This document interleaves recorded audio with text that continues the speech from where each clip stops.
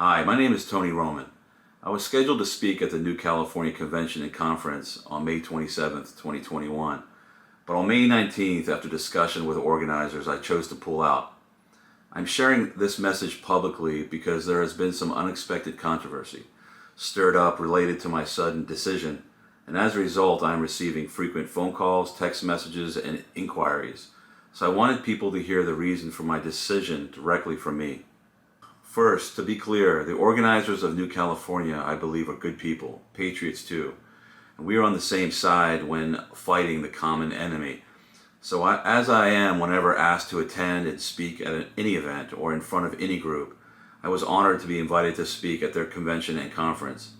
As for their strategy for New California, that I'm not aligned with, and that is no secret. I have made that clear in the past, even when in their presence, when speaking. But their organizers were welcoming anyways, so for that I want to express my appreciation.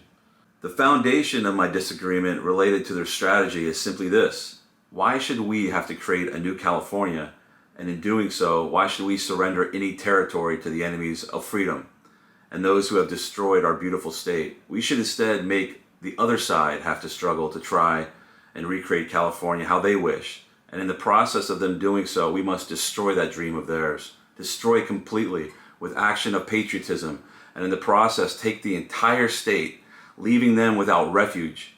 We shall make them have to run, vacate California, and flee to other states, not us. This, though, is not why I canceled my speaking appearance. I did so because I will not participate in events where fees are required, to hear speakers who are invited to teach and inspire fellow patriots about their constitutional rights, protecting their God-given freedoms, and how to defend them when fighting the enemy. So when I noticed the New California event in Pismo Beach was charging a $150 fee minimum per day for general admission, I was of course surprised and disappointed. I then noticed the fees were as high as $500 for other special access to the speakers, talks, and information. This, in my opinion, creates an exclusive gathering and not an inclusive one, especially now with so many out of work who can afford to attend. If you want to instead have a private party, then just call it a private party. Call it that. Since March 2020, I also see so many people rising from obscurity, trying to capitalize on what's happened during the lockdowns. Those I refer to as paid patriots. People trying to make careers out of supposedly taking a stand for their country.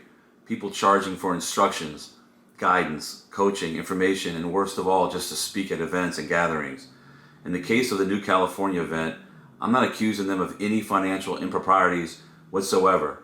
I'm only protesting the access they are making available and how it came to that. I hear of speakers requiring they be paid and their expenses to be covered. First of all, why does fighting for freedom require a fancy venue catered with fancy food? That is not the attraction for real patriots. They only want to gather among like-minded Americans and be inspired. Or maybe there are others with differing opinions, but are open-minded, and we may change their minds and spirit and bring them to our side, but surely not if they cannot afford to attend. That's a missed opportunity. In the fight for our existence as a free nation, which so many brave souls have fought and died for, we owe it to our country to practice economic patriotism.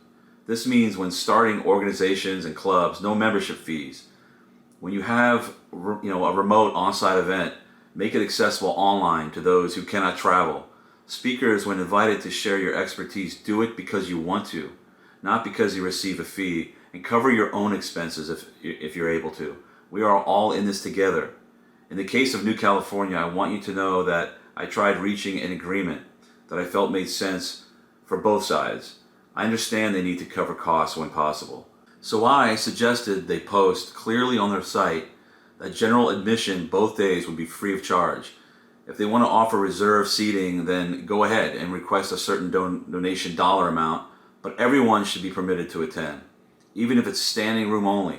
Want to offer food, then require a prepaid food ticket if needed. Not everyone wants to eat anyways, and there should never be fees like I saw $500 to gain access to anything related to our fight to defend American freedom.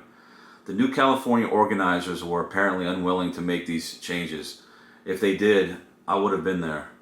You want to fund your organization? Then everything should be donation only in this battle. People give what they can, and if you don't raise enough to cover expenses, then cut back on the extras. And if that's still not enough, then maybe people just don't see the same value that you do. I have made no compromise when choosing not to speak because we must not compromise anything in this fight. Another example of dishonest compromise is when I was recently invited to be at another event. I was asked by an organization that has named itself after the preamble to our U.S. Constitution and was even asked to attend by someone who was leading the fight to recall Gavin Pelosi. Just before agreeing to speak, I asked about the location.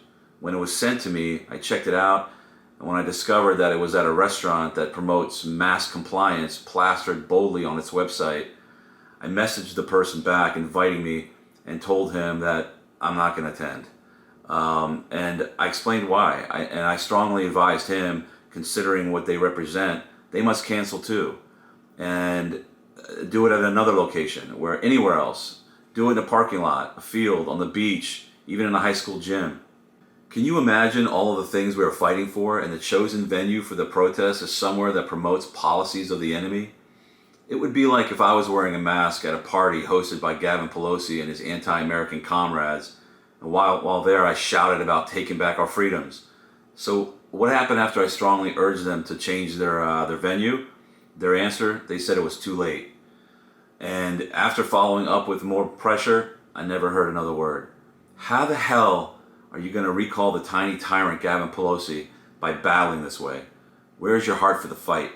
If we're going to truly fight for what we believe, then we either do it by standing firm on the principles we preach, or we don't fight at all.